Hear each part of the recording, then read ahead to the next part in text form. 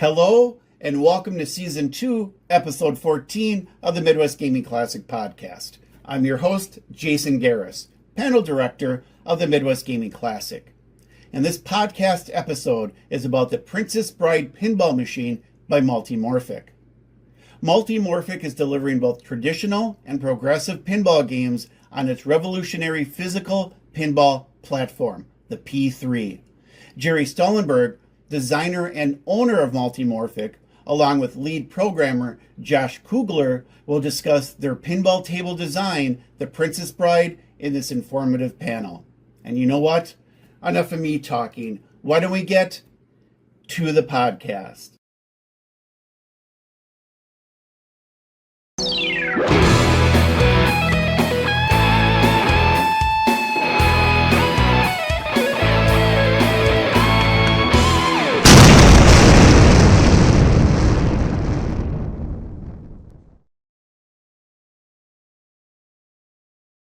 This video sponsor is Valorise with their UG08S wireless gaming headset that provides you with a cinema 3D stereo 7.1 surround sound experience designed specifically for gamers and audiophiles with multi-platform compatibility.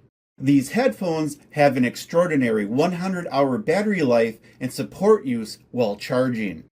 They have one-step setup designed with a wide compatibility of devices like PC, Mac, mobile phones, tablets, and several gaming platforms. As part of the intuitive design, these wireless headphones are outfitted with a convenient, retractable ENC noise-canceling microphone, one-touch mute, ergonomic memory sponge cushions, and passive noise cancellation. You can purchase these headphones on Amazon by clicking on the link in the description. If you go there right now, you can receive a 20% off coupon, the regular price of $35.99. I'd like to thank Valorise for being the sponsor of this episode. So how many of you have played the Princess Bride machine? Okay, most of you. That's good. That's kind of the last crowd I had in here. So can you guys introduce yourselves, give us a kind of a quick overview of who you are, and then start talking about the game. Got it. Thank you. My name is Gerry Stellenberg. I am the founder of Multimorphic, the company that makes this game and many other games. We'll get into all that. But let's first meet Josh Kugler. Hi, I'm Josh Kugler. I do the software for Princess Bride. This is my first game with Multimorphic. Awesome. So I want to run through a little presentation, but I'd rather make it as interactive as you guys want it to be. If you have questions about what I'm talking about or things I'm not talking about, just raise your hand. I'll acknowledge you. We'll get all your questions answered. All right. So our company, Multimorphic, it makes this machine. You see it on the screen. It looks like a pinball machine. It is a pinball machine, and it's very much like traditional pinball machines, but it's also very different. It's different because it's a platform. So traditionally, 40, 50 years ago, video games were stand-up machines, right? You had a Donkey Kong machine or a Pac-Man machine. And then they invented video game consoles, which are clearly a large part of this show. And they basically changed these single-themed machines into a platform where you can buy a console and then you can add game content to it. That's what we're doing for pinball. So instead of people buying 30 machines and putting them in their bedrooms and bathrooms and kitchens and game rooms, well, they probably start with their game room and their basements and things. You can buy a single physical pinball machine now. It's called the P3, and you can add game content to it. You know, I've seen people with pinball machines in their kitchen, but I don't think I've seen it in the bathroom. In the bathroom. I don't think I've seen that. Some people have very large bathrooms. The Princess Bride, this is an image of what we call the game kit. The game kit is the back third of the length of a traditional pinball playfield. We do other stuff in the front 2/3, and we'll talk about that. But The back portion is where we put most of the physical elements. Because in any pinball machine, you're flipping the ball and it's rolling across this surface on its way towards toys and ramps and loops and targets, and all of the physical elements of the pinball game. And it's generally in the back portion, so we took the back portion and we converted it into a module, and we have now a Princess Bride version of a module that goes into it. We'll get into some specifics about that shortly, but here you can see a completely different physical module. It's called Final Resistance. This one is also on the game room floor in the second machine that we have out there. It's available for play, and it looks obviously entirely different from the Princess Bride. The colors may be similar, but the physical features on the playfield are significantly different. Final Resistance, then we have Weird Al's Museum of Natural Hilarity. Again, completely different from these other two. Heist, another example. This one's built like a cityscape with all the various buildings you might find in a city. And basically our whole business is built around this multi-game paradigm, where instead of buying very expensive, very big things for your house, you put the money into the big expensive cabinet once, which is the first blue line, and then the secondary and third and fourth and fifth blue lines are all much smaller because you're not paying for brand new machines anymore. You're just paying for the kit that plugs into the machine. Much less expensive to build a bigger collection. We're a super customer friendly company. We have the best warranty in the pinball industry at 2 years. We have customers who've had their machines now for 5.5. I think maybe some are right at the 6-year mark, and we support everyone. If they've got issues, they contact our support people and we help them through. If parts are breaking 6 years later and they shouldn't be breaking, we'll replace the parts. If they're a wear item like a flipper or a thing the ball actuates, then of course it's something that somebody should replace themselves. But if something goes wrong with the machine, we're there for you. And we're really the only company in the pinball industry who continues to make your previous purchase more valuable to you.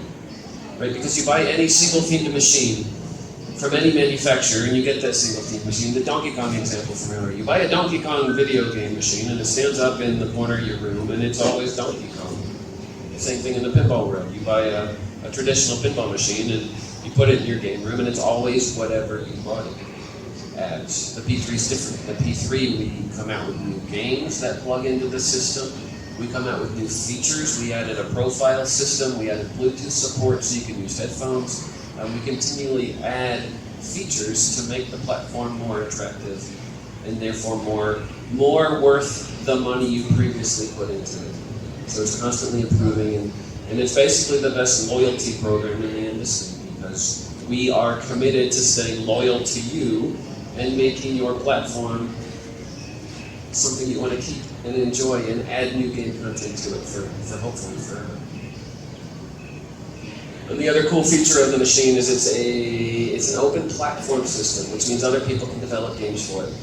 So just like your Nintendo, EA Sports can make sports games for it. They don't work for Nintendo, they work for themselves, and they create this game and it works on the system. We too support third-party developers creating games, and there are now games created for the P3 by third parties, which is super awesome. Just a quick run through of the games we have. These are the physical game kits. Final Resistance, Heist, and Weird Al. You saw pictures from. We have Lexi Lightspeed, Cannon Lagoon, Cosmic Kart Racing. These are physical game kits. There's 6 listed here. Princess Bride is the 7th that our company, Multimorphic, has created. There are software downloads that can re-theme or add new gaming rules and strategies for existing playfield modules. Sorcerer's Apprentice is one of those, where you can purchase and download Sorcerer's Apprentice. It works on the Cosmic Kart Racing playfield and it gives you an entirely new gaming experience on that playfield. And then there are even smaller versions of those downloadable contents. Barnyard Shooting Scoot Rocks, Lexi Lightspeed, Secret Agent Showdown are again additional downloads that you can use to breathe new life into your playfields and enjoy different experiences that aren't necessarily the stock experience. third-party page. The middle top one is called Drain. That's actually a physical module as well that a third party developed. You can purchase it from them, they'll manufacture it and send it to you, and then you can install it in your P3 platform. And all the other ones on this page are software downloads. So let's get into the Princess Bride. It's the main game we're showing off. It's our latest release. It's super exciting. It's fun. We're doing a lot of new cool things with it, and we want to talk some specifics about them. You can see on this image there are 3 versions of it. The leftmost one is what we call the standard edition. It is the playfield module installed in a P3 with a set of cabinet artwork that focuses on the love story. Buttercup and Wesley, and they're part of the story. The center one is what we call a limited edition. It's got different artwork, and it's got a topper. And that topper is kind of representing the fire swamp. It's got flame spurts and ROUS. It's got the sand pit.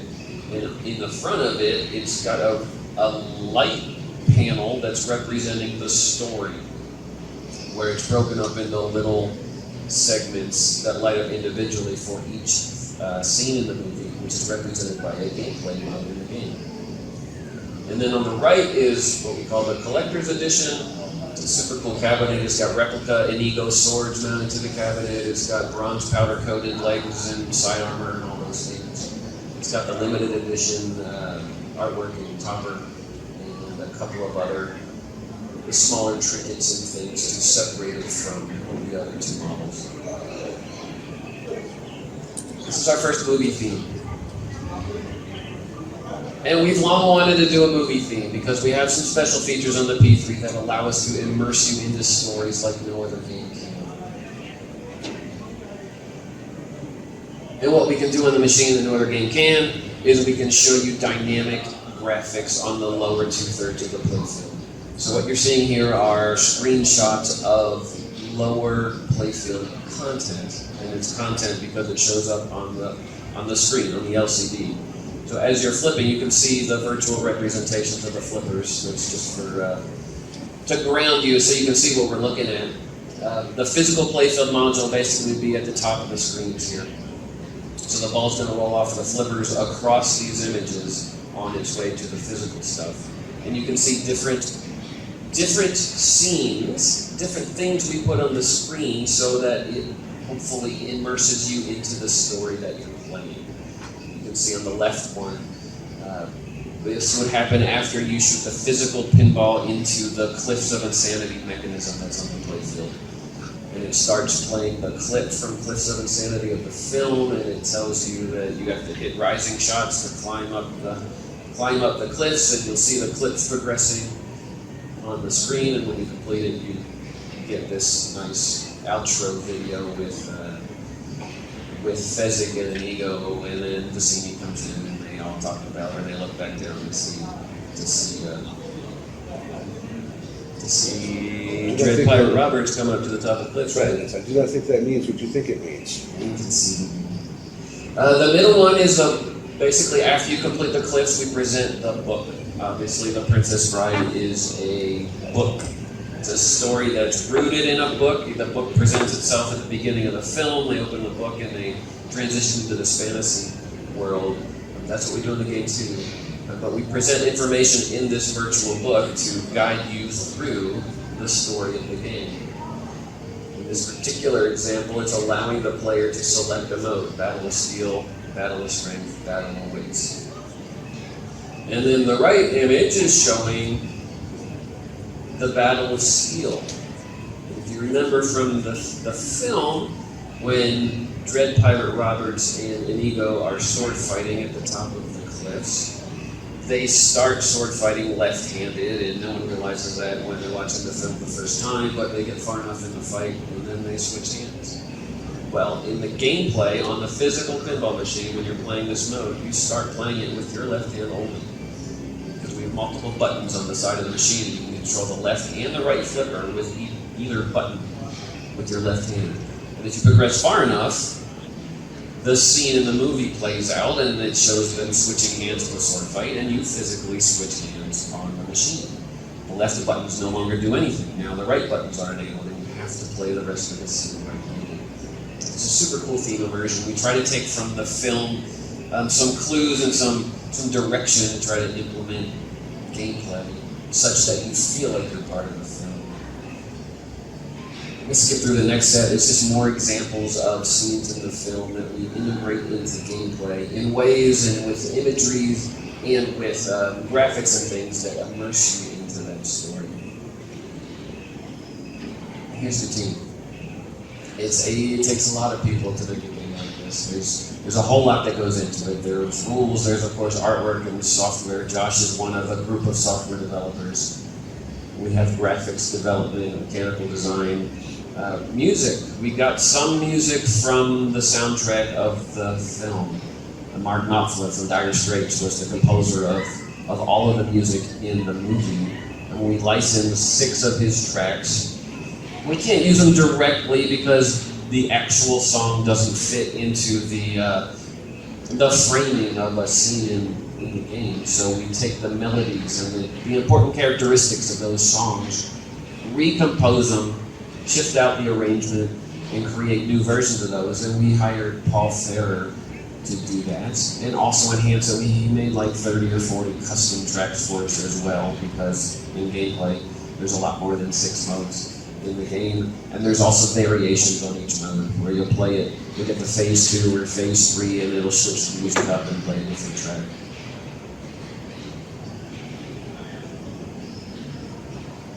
We have pictures of all of the individual features on the playfield. I think I just want to go through those really quickly, and then we'll get to some Q&A and some interaction with Josh, and we can talk through kind of the development process. Really, whatever you guys are interested in, we'll talk about. So we have the cliffs on the right. You literally shoot the ball, it attaches itself to the cliffs through a magnet, and then it's ready to physically climb up the cliffs as you shoot shots. Humperdinck's castle is represented. The swords that are in front of the castle are actually moving swords. When you hit the captive ball in the game, that physically makes the swords move back and forth, which is a little cool mechanical feature. We got Miracle Max's hut. As You Wish ball drop. As the ball's rolling on that wire form, if the As You Wish feature is activated, the ball will roll down the green grassy hill just like the characters do in the film. It's a really cool effect. A cool moment. You can see the RUS is represented. We have the Dread Pirate Robert Spinner. You can see some artwork on the targets right in front of it, which are basically sword fighting graphics. And then we have the system, the prices.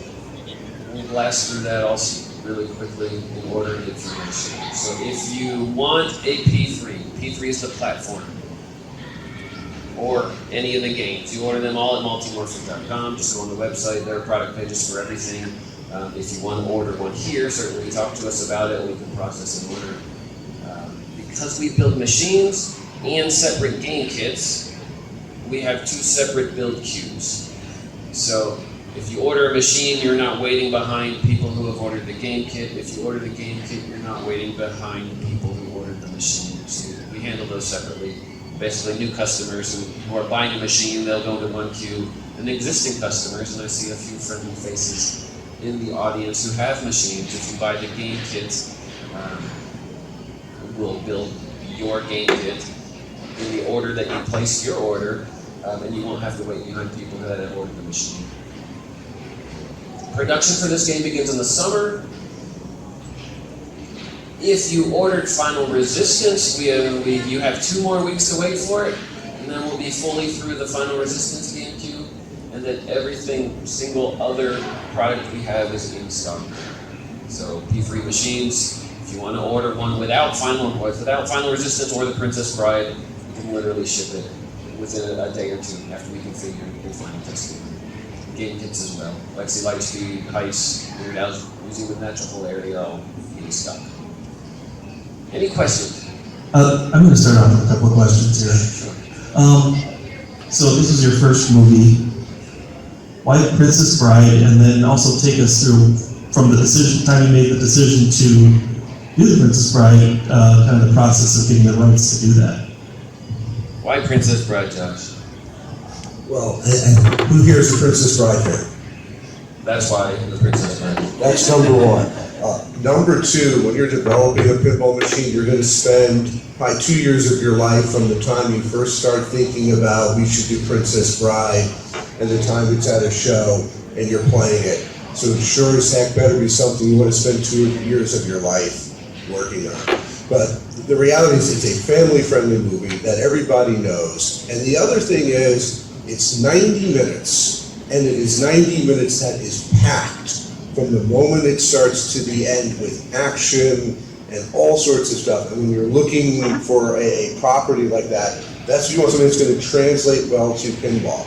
And while it's not typically your intent to say, let's tell the entire story in a pinball machine, in this case, when we sat down and we're all watching the movie, it's like, well, how do you leave out any of the scenes in that movie? And every single one, we felt that there was a good way to put it into the game in a way that made sense, that fit the theme, and was integrated. And it will be challenging in the future to come up to find other themes that I think are this well suited for pinball. The reason Gerry threw this question to me, he knew this is a theme I've been talking about for years doing. And Gerry went and got it, and he called me up. He said, "I have Princess Bride," and that's how he got me on board to do this. And I think he kind of held it back, and they said, "Oh, by the way, it's Princess Bride." And that was it. He had me hooked. So, I mean, I imagine everyone out there has a favorite theme from the film, right? Yell out one. Yeah, I'm looking right at you. Favorite theme, favorite scene. Okay, favorite scenes. The poison. Say again? Poison. Poison, Battle of Wits. Yeah. Battle of Steel, the sword fight. The opening story. The opening story. Right. In the bedroom scene. Yep. Rats of extraordinary size. The rodents of unusual size. Which I often refer to as Rouse, and then Steve Schroyer, who's on our team, who is our Princess Bride authority. I mean, everybody knows the movie incredibly well, but we declared him the authority, so when there's discussions or debates, he sort of gets to say no, and he's read the book a bunch of times. And the first time I used the word Rouse, because that's how I read it when I see it, he corrected me that it is R-O-U-S, because it's an abbreviation. I still do Rouse all the time just to annoy him. But, Steve's a funny story because if you Google the Princess Bride pinball, at least before we launched this game, you would randomly happen upon, or not randomly, his website where he was, 10 years ago he started making a custom pinball game for the Princess Bride. We've known him for years because he was in the homebrew pinball community and also because he owns a P3. But when I searched for, because I was researching, has anyone asked about this theme before? Has anyone done it? Are there other games that we could pull content from? His site came up, and I'm like, oh yeah, Steve. Let me reach out and see if he wants to be a part of the development team. And obviously it was a yes. But as we're developing the game, someone will ask a question, hey Steve, what's a good quote to use for this thing? And then he'll roll off 3 or 4 ideas. And then he'll say, but wait, let me watch it again tonight, and I'll come back tomorrow. And I swear, every day we come to him and ask a question, and he would literally say the same thing every day. Let me watch it again. He probably watched it 200 more times during the development process. And to get back to your question, that's a really big part of the start for us. I'll let Gerry go back in a minute and talk about getting the license. But once we started on the project, the very first thing, of course, was everybody go rewatch the movie. We all know it, but go watch it again. And then everybody put together a few-page document of their thoughts and their ideas for everybody to kind of share and see where they were at. And then a lot of discussion flows from there. And what's interesting is I just recently went back and read what everybody had written. And I read through mine, and I'm like, wow, like all of this stuff is in the game. And I read through Gerry's, I'm like, wow, all of this stuff is in the game. And obviously some of it matched, like almost everybody had the left-handed, right-handed play. I mean, that's obviously incredibly obvious, and anybody who knows the platform knows that. But it was really interesting to reading that. I did feel bad. I read one person's description, and none of it made it into the game. And I kind of felt bad, but he kind of took a different approach to the game than everybody else. But that's really how it evolves, is it really starts with getting everybody's ideas and getting everybody's input, and then discussing and seeing where those things go. I actually then did a cardboard mock-up of the idea so we could see how it fit. And then Gerry and TJ Weaver, our mechanical engineer, they took all of that and then somehow figured out how to design it in a way into that module to make it work. It could not, and there were a few things that didn't make it in because it was just, there's just not enough room for every idea. But that was sort of that process. It was very much a team, I don't want to say by committee because it's trying to get to consensus, but it's not that anybody works in silos, and despite the fact that we're all over the country, probably in 5 or 6 states. And multiple continents. So, thankfully for video conferencing and stuff, because it is very much a collaborative effort all the way through. Yeah, all of our game design is kind of done the same way. We like putting something together that everyone has an emotional attachment to it. So we bring in every designer on the team, every engineer, every video, audio, whatever their role is in the company. Everyone has input into how a game is going to be designed. Everyone's got ideas. Everyone's got good ideas. Everyone's got bad ideas, and we just throw them all out on the table. Consider how they all fit together in a cohesive manner. That's what we did with this game. That's what we do with all of our games. How did we get the license? We started working with a licensed agent a couple years ago. This is a guy who has contacts, I guess, and he knows who to talk to when you ask him about a theme. He's got connections to movie studios and all of the various types of licensing organizations out there. He's got the inroads.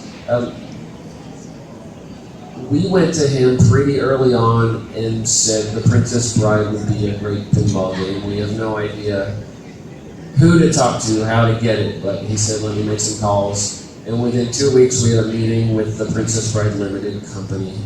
They're the owners of the rights to it. And 2 months later, we had a signed agreement allowing us to do the game. We knew that we can do a video-based theme on the P3 in a way that would fully immerse the player in the experience. And to do that, we really wanted all of the assets. We wanted the movie, we wanted the video clips, we wanted the voice call-outs, we wanted the music, we wanted all the stuff. And they had no problem saying yes to that, actually. It was the easiest license. Well, Weird Al was easy too, because he's a super nice, agreeable guy, and he trusted that we could do a cool thing with his content. But the Princess Bride people too were very accommodating. It was pretty easy.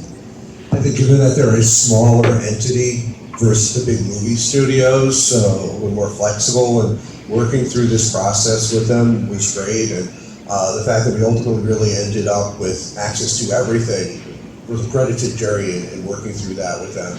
But they were so helpful to work with. I think they were incredibly thrilled with what's happened to be able to bring it. But I think that's a big advantage over working with a big studio. They're going to come back and say, well, you can have 20 minutes of footage, or this is what we're willing to give you. 2 minutes of footage. We went to a studio recently. We're obviously always working on new licenses and trying to acquire new licenses. We went to a studio recently for a TV show based theme. We said we need a couple minutes from every episode. That's going to total about 60 or 80 minutes worth of stuff. And they said, that's pretty crazy. We'll give you 1.5 minutes. What can we do with 1.5 minutes? I mean, I guess you can chop it up into voice call-outs and play voice call-outs, little quotes, when stuff happens on the playfield, but you can't do an immersive video-based game implementation, so. Yeah, go ahead.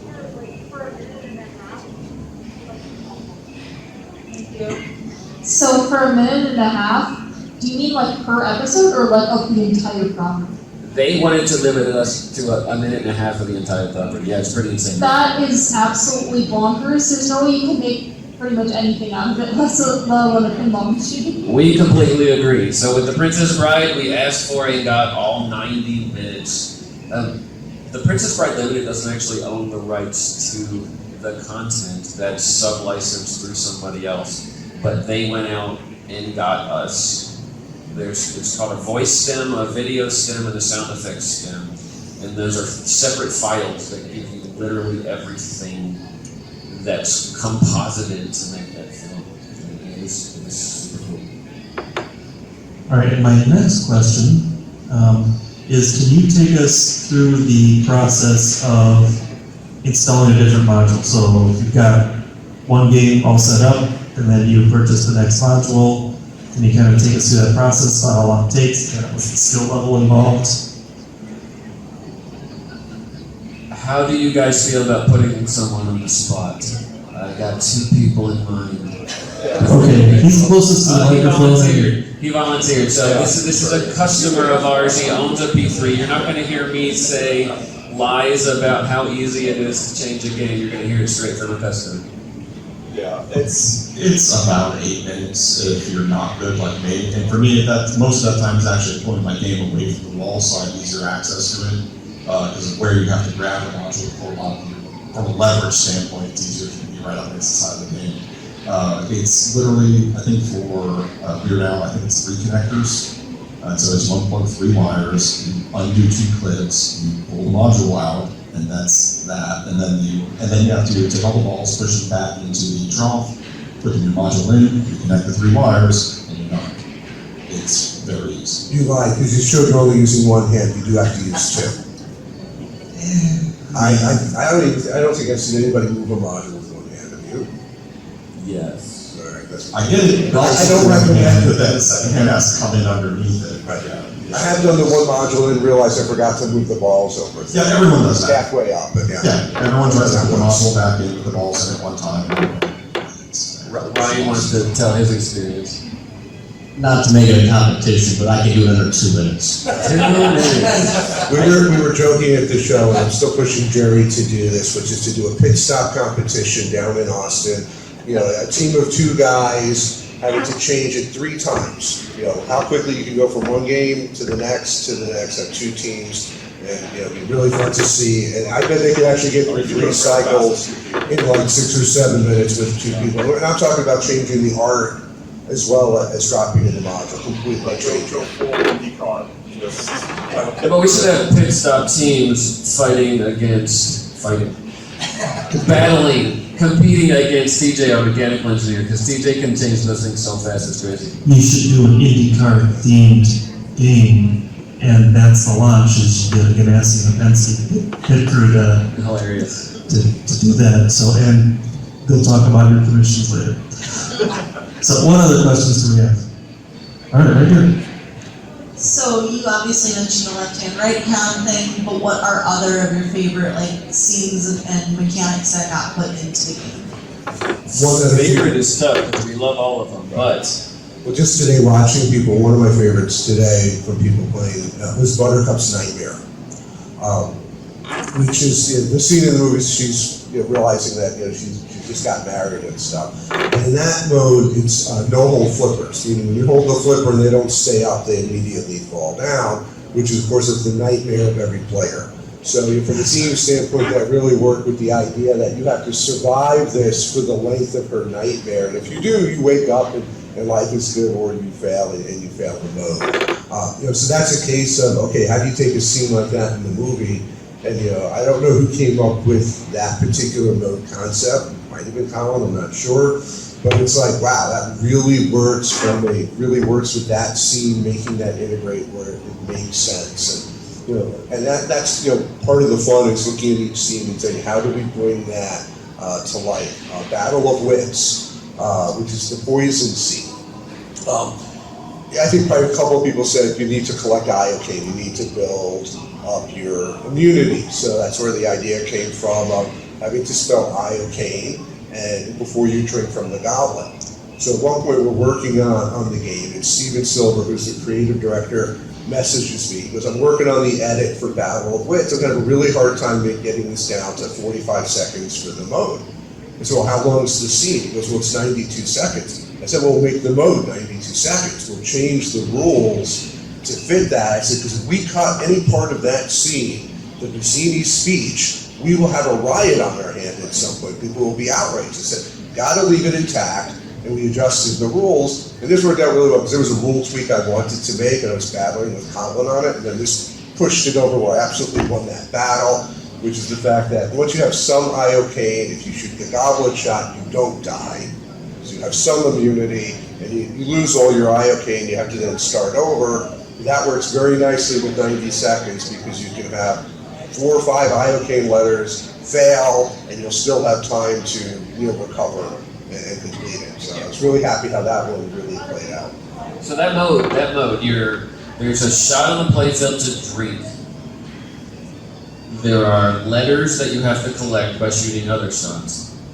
And the goal, as Josh explained, is to spell the whole full word, collect all the letters before you drink.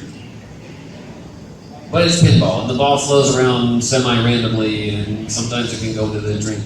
So the drink shot, if it's next to a letter, is very dangerous. You're trying to collect the letter, and if you miss it by just a little bit, you're going to drink and you're going to die. So, to be totally connected to the theme, and also to help give you the strategical way to make this mode easier, there's another shot that's called the switch goblet shot. Because in the scene, they switch goblets at the end before drinking. So we put the switch goblet shot on the easiest shot on the playfield, which is the center ring. So now, when you hit the switch goblet shot, the drink shot moves to the other side. You can switch it back and it moves to this side. So if you need to collect the eye, and the drink shot is right next to the eye, it behooves you to first shoot the switch goblet shot, move the dangerous shot way over here, and then you can shoot the eye and the O and the C. Then switch it back, get it over here, and then collect the other letters. There's a pretty cool strategy about doing all that, and it's perfectly on theme. And when we did the initial stream for the game, Steven Silver started the mode and then immediately did not even think about doing that and shot and immediately drank the poison goblet, and that was it. It's hilarious. All right, next question.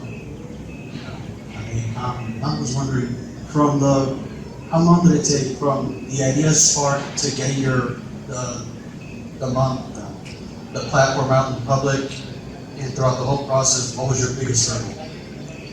So the process from the day the development team freed up from previous projects to the day we launched it was about 1.5 years, about 18 months. Most of our games are about that long. Some we squeeze into a shorter period, some take a little bit. Heist took 2 years. Weird Owls, using Next Clarity took a little over 12 months, but it's pretty typical 18-month cycle. The biggest challenge, the whole thing was really fun. The challenge is always, at least with our team, is implementing a game where the physical playfield and the physical team, the team that creates the physical stuff, is in one location. And software developers are all at home in remote, in different locations. Josh lives in the Chicago area. We built the playfield and the early stage prototypes in Austin, Texas at the factory. And Josh wants to play test his code every day. We have a simulator. He can do it on the computer, but it's not really the same thing as testing on physical hardware. So he passes the code to us. We test it at the factory. We video record it or whatever and pass it back.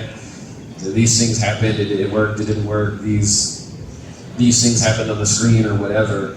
And the iterative process of doing that remotely is probably what I would say is the biggest challenge. Yeah, the simulator is great, but there's certain things you just can't validate in it.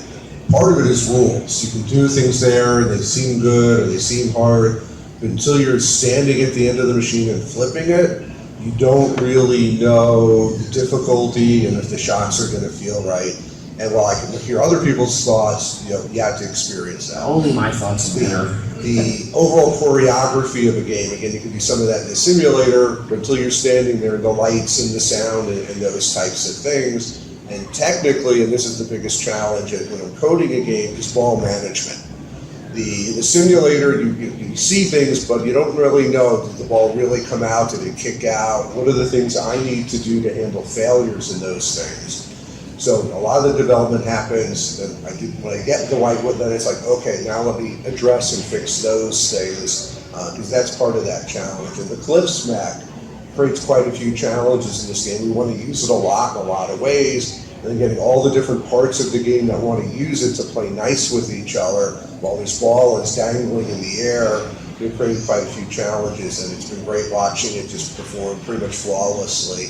But that took a lot of work and a lot of help from Gerry going back and forth, working through the issues. So those are some of the challenges really with that remote team. And I'm just going to keep pushing Gerry on the next game. I just want the whitewood earlier. So that's me. The obvious follow-up to that is exactly that. Why didn't we just build a bunch more prototype playfields and send them out to all the developers?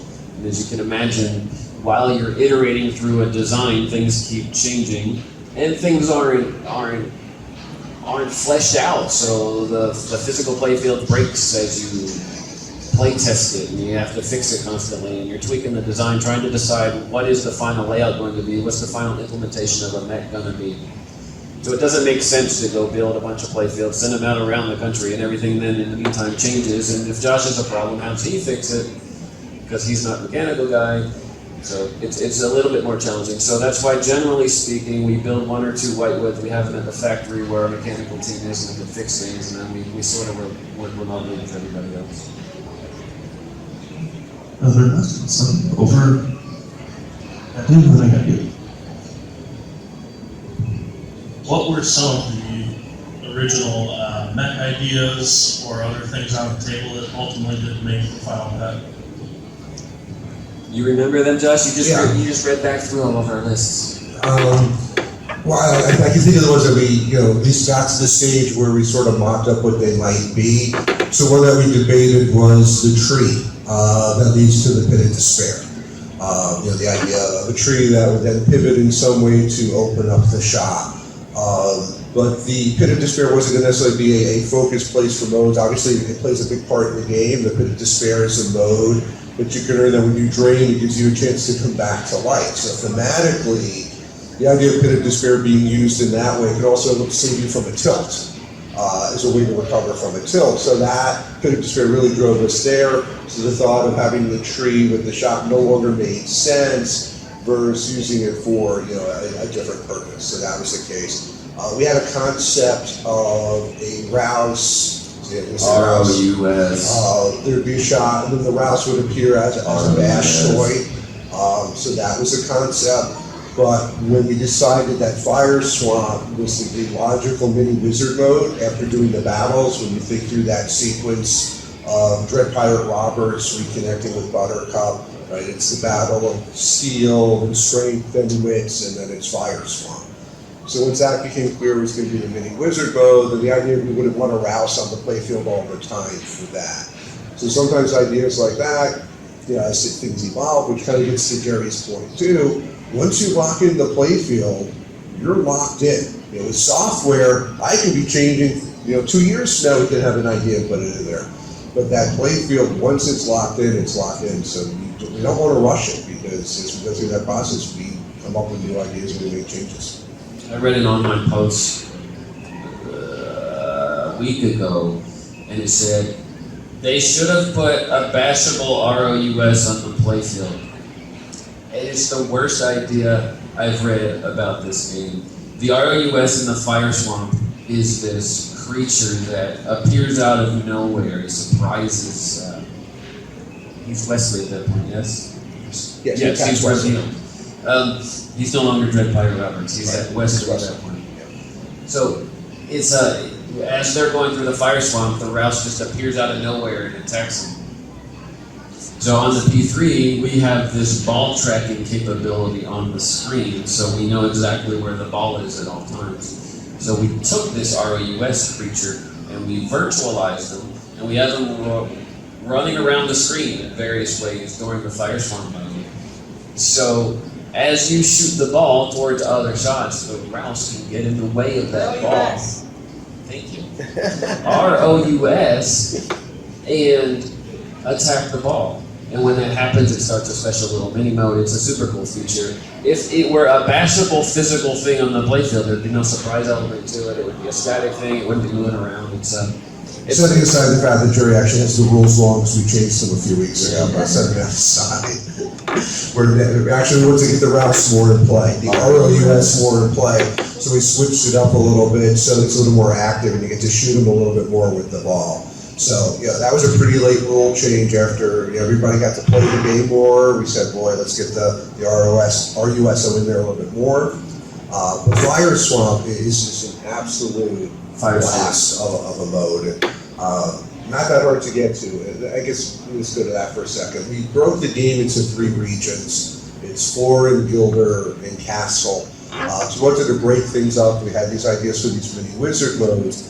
But each of those is then 3 modes to get to a mini wizard mode. And you don't have to complete the modes, you just have to start them. Which means that most players, if you're having a half-decent game and you focus on a region, you should be able to get to a mini wizard mode and get to that more interesting and advanced experience. And of course, as the P3 owners in the room know, you can always save state. You can progress through the game. After ball 2, save where you are. Next time you play, pick up where you left off. No high score achievements. Sorry, we don't allow that. But really, that's another great thing about the platform, to let you explore and get deeper in the game. So the fact that there are 12 modes in the game, a little bit more than that. And there's a long way to go to get to 4 white horses, and there are pinball mutants out there, like Colin and others, who can probably get to 4 white horses on 3 balls. Most of us mere mortals cannot. But that's working on this platform, is knowing that people will get to be able to really try and experience that. There's a lot in this game. There's a lot of theme-based stuff in this game to make it interesting for really big, die-hard fans of the movie. So we got one more question right here. So far you've been able to keep the back catalog of modules available. With the advent of Weird Al and Princess Bride being licensed, do you see that as something you will be able to do going forward, or eventually those licenses will expire? Right, so all licenses are acquired under some kind of term agreement, where they're 3-year, 5-year, 10-year, whatever terms, and ours are as well. So there will be a time when we can no longer, assuming we can't renegotiate the license and extend it for longer, there will be a time when these games are no longer available. So if you're interested in The Princess Bride or Weird Al's Museum of Natural Hilarity, it does not make sense to wait too long to get it, because you never know. I assume when those things occur, we'll try to let people know, hey, this is your last chance to purchase. And because sometimes it can be very hard to re-up a license because they want whatever, the minimum guarantee or what up front. And in this case, that wouldn't always make sense to be able to extend it for, some period of time. So, but I think we'll continue to see a mix of games, I'm assuming, too. Yeah, original themes are a big part of our plan moving forward, because we can sell those forever. And one of the big things about the P3, because it's a platform machine, every time we release a new game, that brings in new people to the system. They're like, oh my god, a Princess Bride, I want to buy a P3 for the Princess Bride. And then they discover, if they didn't already know about, Weird Al and Heist and all the other games. So every new game sells old games. So what we tell licensors and everyone else we're negotiating with is, it behooves you to work with us, because future people we work with will sell more of your stuff. Good question. Well, thank you, gentlemen. Let's have a round of applause. If for some reason you have not tried the game yet, and there was a line pretty much the whole time I was trying to do it, so this is a popular thing, but make sure you go up to the game hall. There is one up there. So once again, thank you. And if you want to ask us more questions, we'll be around. We'll be in the game room. We'll be here. We'll be walking around. Just find us in it. Sounds good. Thank you. Thank you.